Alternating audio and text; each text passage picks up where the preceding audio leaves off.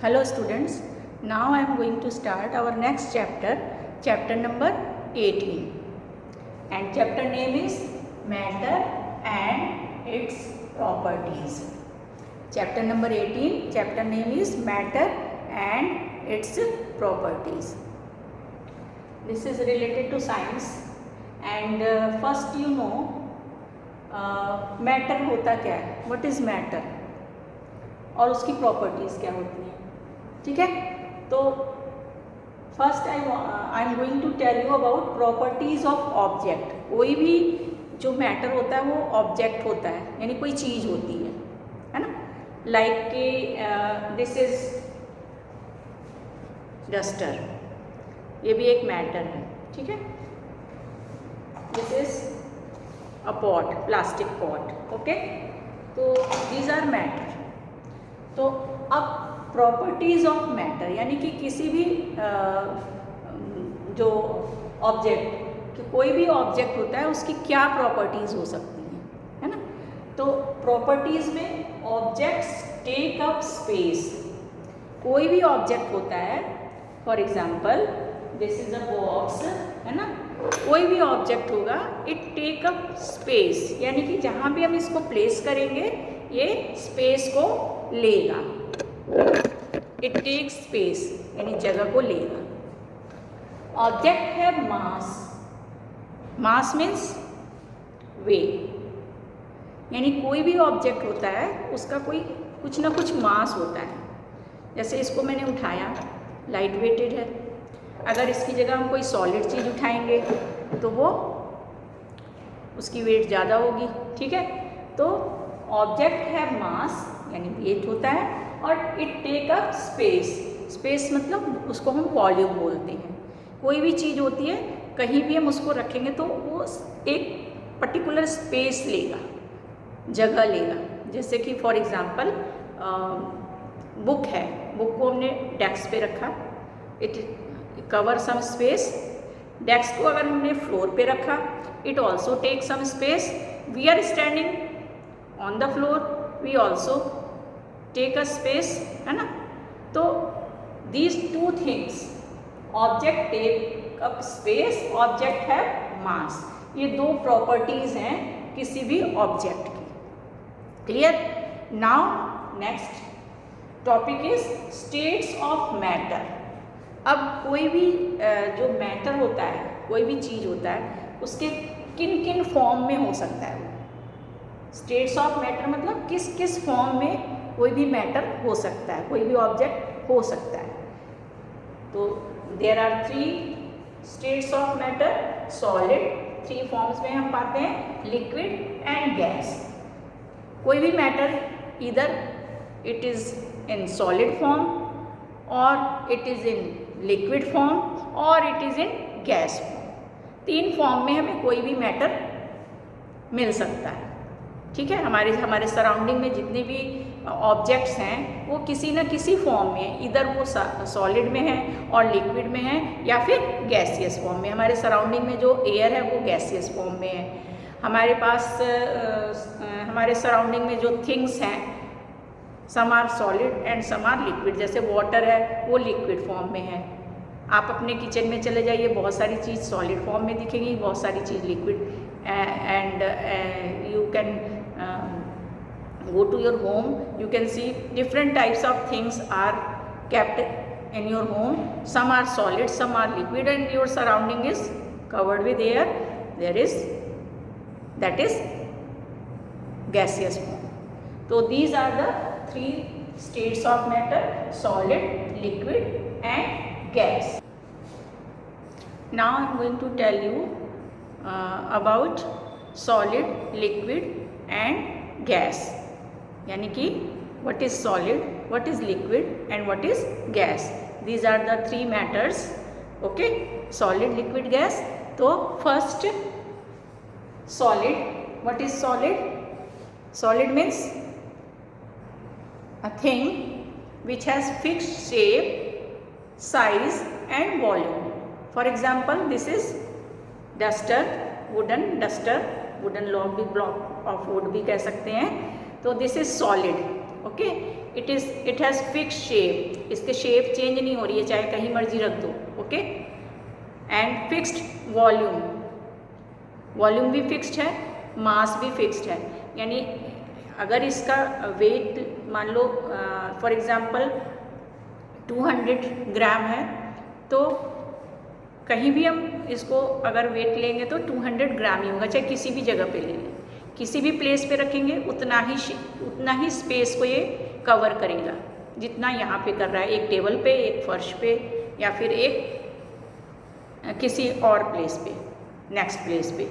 तो this is solid, it has fix shape, fix volume and fix mass, and we can not change the shape, and if we change the place, any other place, we want to kept any other place, it shape is same, है ना, remain same, change नहीं आएगा उसमें कोई।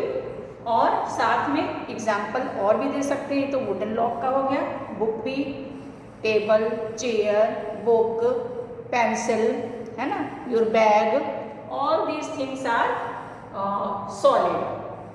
Shape कब change होता है? इसकी शेप चेंज हो सकती है, बट व्हेन, अपने आप नहीं, व्हेन वी बर्न इट, अगर हम इसको जलाते हैं या फिर कट करते हैं तो इसकी शेप चेंज होगी, अदरवाइज इसकी फिक्स शेप होती है। लाइक एग्जाम्पल के लिए pencil is also solid, your pencil, you are using pencil and whenever their lid is blunt हो जाता है, तो फिर व्हाट यू डू, आप क्या करते हो? आप उसको शार्प करते हो, धीरे धीरे शार्प करते करते वो उसकी पेंसिल की साइज़ छोटी होती जाती है, यानी कि उसकी शेप चेंज होती जा रही है। How it is possible? When you are sharping, यानी आप उसको एक तरह से कट कर रहे हो तो उसकी शेप चेंज हो रही है, अदरवाइज वो एज इट इज़ रहेगी। और अगर हम किसी चीज़ को बर्न करें, बुक को या कोई भी सॉलिड चीज़, अगर उसमें हम जलाते हैं उसको, तो उसकी शेप चेंज होगी, अदरवाइज नहीं होगी। नेक्स्ट आता है लिक्विड। इसकी नो फिक्स शेप, लिक्विड की कोई फिक्स शेप नहीं होती। लाइक वाटर है, ऑयल है ना। फॉर एग्जाम्पल ये देखिए सैनिटाइज़र, बॉटल में है sanitiser, you can see this is sanitiser, है ना। और अब इसमें इसकी शेप फिक्स नहीं होती है, वॉल्यूम और मास तो डेफिनेट होता है, बट शेप जो होती है प्रॉपर्टीज़ में इसकी फिक्स नहीं होती, क्योंकि अभी हमने इस बॉटल में रखा तो इतना सा है, इस शेप में ले लिया, चूँकि हाइट इसकी पतली है। अगर इसको हम किसी चौड़े बर्तन में, फॉर एग्जांपल इस सैनिटाइज़र को अगर इसमें हम डाल दें तो क्या होगा, इसकी शेप में, ये गोल शेप में थोड़ा कम दिखेगा आपको, अभी यहाँ आपको ज़्यादा दिख रहा है। और अगर हमने इसमें डाल दिया इसको तो क्या होगा, कंटेनर, इस कंटेनर का शेप, यानी जिस कंटेनर में हम लिक्विड को डालते हैं वो उसी शेप में हो जाता है। पानी को हम स्पिल करते हैं तो वो फर्श के शेप में, फ्लोर के शेप में हो जाता है। बॉटल में डालते हैं तो बॉटल के शेप में आ जाता है, ग्लास में डालते हैं तो ग्लास के शेप का आ जाता है। अगर ट्राइंगल बॉटल है तो ट्राइंगल शेप में आ जाएगा। इट मीन्स कि जो लिक्विड है वो शेप उसका डेफिनेट नहीं होता, बट वॉल्यूम और मास डेफिनेट होता है। यानी अगर वो 200 ग्राम ऑयल है तो 200 ग्राम ऑयल, या 1 लीटर वाटर है तो 1 लीटर वाटर, या 1 लीटर मिल्क है तो 1 लीटर मिल्क ही रहेगा, वो कहीं भी डाल दें, बट शेप उसका चेंज होता जाएगा। ओके, तो no fix shape, it takes the shape of the container, जिस कंटेनर में डालेंगे उस कंटेनर के शेप का हो जाएगा। एग्जाम्पल के तौर पे what are the examples of liquids? Water, oil, milk, है ना, these are the liquids. It has definite mass and volume, but it has not definite shape. जैसे कि मैंने अभी आपको इसके सैनिटाइजर के एग्जाम्पल से बताया। Now come to the point, next point, gas. Gas, our surrounding, there is air. बिना एयर के तो हम रह ही नहीं सकते, तो हमारे सराउंडिंग में क्या है? एयर है, गैसियस फॉर्म में है, बट हम उसको फील कर सकते हैं, वी कांट सी, हम उसको देख नहीं सकते। तो जब हम देख नहीं सकते तो उसकी शेप का तो सवाल ही नहीं उठता ना। It has no definite shape, it has no definite mass, it has no definite volume, क्योंकि ये हमारे सराउंडिंग में चारों तरफ फैला हुआ है। हाँ, अगर हम उसको किसी उसमें डाल दें, लाइक जैसे गैस आप घर पे कुकिंग गैस के लिए यूज़ करते हो सिलेंडर, तो उसमें फिक्स्ड एक अमाउंट में गैस को फिल किया जाता है, बट जैसे ही उसमें से गैस निकलती है वो चारों तरफ फैल जाती है, आप देख भी नहीं सकते, ठीक है। तो it has no fix shape और वॉल्यूम, इसकी ना कोई फिक्स शेप होती है ना फिक्स्ड वॉल्यूम होती है। It occupies all the space available, ये जितनी भी स्पेस मिलती है उसको ऑक्यूपाई कर लेता है। जैसे ऑयल है, इसने शेप तो ले लिया, या लिक्विड है इसने शेप तो ले लिया, लेकिन ये पूरे बॉटल में तो नहीं फैल गया। अगर ये 100 ग्राम की बॉटल है और इसमें 20 ग्राम अगर मिलीग्राम अगर ये है सैनिटाइज़र, तो इसने इतनी ही जगह ली हुई है।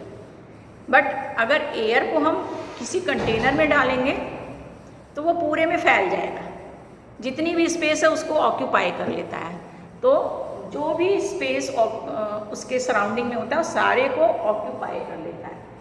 अब एग्जाम्पल्स देखें तो एयर एक गैस है, गैसेस फॉर्म में है। इसके अंदर एयर में बहुत सारे गैसेस हैं, जिसको हम मिक्सचर ऑफ ऑक्सीजन, नाइट्रोजन और कार्बन डाइऑक्साइड, जो हमारे सराउंडिंग में एयर है इसमें नाइट्रोजन है, कार्बन डाइऑक्साइड है और ऑक्सीजन है। Mainly these 3 gases are in the form of air. Okay, so these are the 3 matters which I have discussed with you.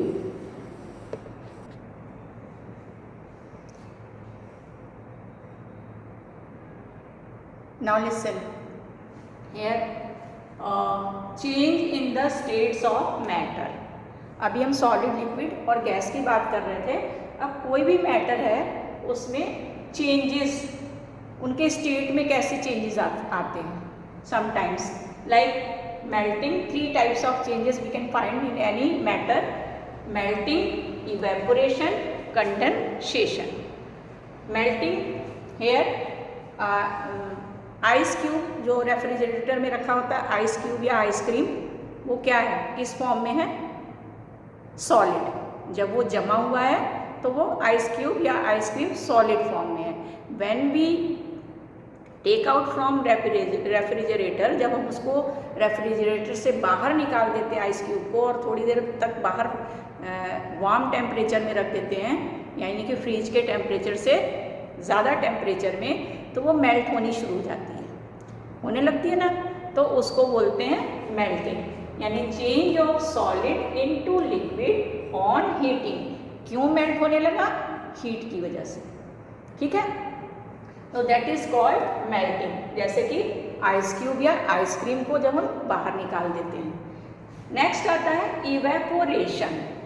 Evaporation means change of liquid into gas on heating. यहाँ पे भी heat करने पे ही किसी matter में change आ रहा है, but वो किस फॉर्म में है, पहले लिक्विड फॉर्म में है। और हम जैसे फॉर एग्जांपल वाटर को, जब हम पानी को हम किसी बर्तन में पॉट में रख करके गैस पे चढ़ा देते हैं, हीट करते हैं या हीटर पे चढ़ा देते हैं, उसको गर्म करते हैं, तो उसमें से क्या होता है,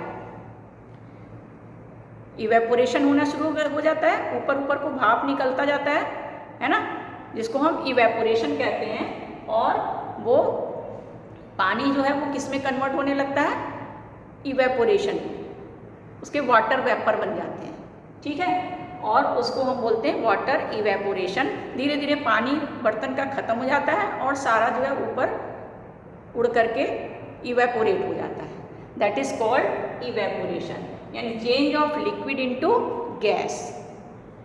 थर्ड आता है कंडेंसेशन। कंडेंसेशन में क्या होता है, change of gas into liquid on cooling. यहाँ पे उल्टा हो रहा है, गैस जो बन गई वाटर वेपर से, वाटर वेपर फॉर्म में हो गई, जो वाटर था वो गर्म हीट करने पे, अब वो वाटर वेपर जब ठंडा होता है दोबारा, तो फिर क्या होता है, वो लिक्विड फॉर्म में आ जाता है, जिसको हम बोलते हैं कंडेंसेशन। यानी कि जब आप किसी बर्तन पे अगर कोई चीज़ बॉयल कर रहे हो और पानी के बर्तन के ऊपर कोई उसको कवर लिड लगा दिए और उस लिड को जब हटाओगे, जब उसमें इवेपोरेशन होने लगी, लिड को हटाओगे तो उसमें क्या होता है, वो बाहर निकल नहीं पाता, तो वो कूल होकर के उसके ऊपर ड्रॉपलेट्स से लटकने लगते हैं, पानी के चूते रहते हैं, जो कि एग्जाम्पल है इसके। Change of gas into liquid on cooling, water vapour से क्या बन जाता है, वो अगेन वाटर में कन्वर्ट हो जाता है। This is called condensation. Yes, these three, melting, condensation, evaporation, these three things we can find in water cycle. Water cycle में ये सारी चीज़ें हमें एक साथ देखने को मिलती हैं। अब व्हाट इज़ वाटर साइकिल, आप पूछोगे what is water cycle. Water cycle means कि जो वाटर हमारे सराउंडिंग में है, अर्थ पे है, उसका एक साइकिल चलता रहता है, नहीं तो अर्थ से पानी ही खत्म हो जाता है।